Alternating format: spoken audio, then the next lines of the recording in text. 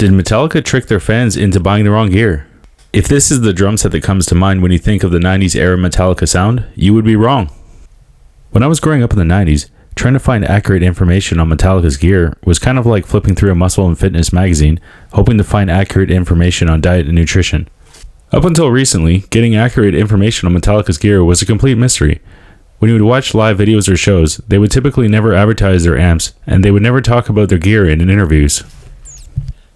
And when you would scour metal magazines, the gear information was a complete mess and often misleading because of endorsement deals, and add to the fact that James and Kirk were constantly switching gears and keeping fans guessing. Over the years, they've used Marshall JMPs, Mesa Mark IIc Pluses and Mark IVs, Mesa dual rectifiers, Mesa triaxis, 80 MP1 preamps, Wizard MK2, Roland JC120, Diesel VH4, and Axe of X3.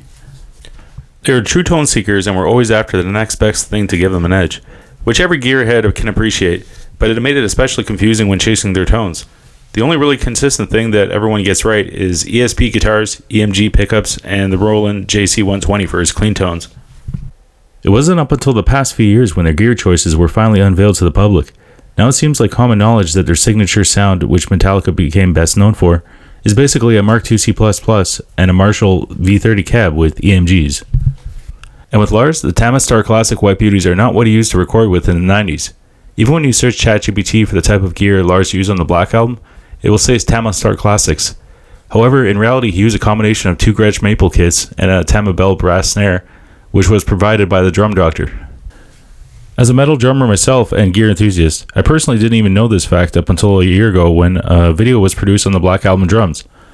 All my entire life, just up until recently, I thought in order to get that massive Black Album sound, it was Tama Star Classics, and I'm sure millions of people assume this as well.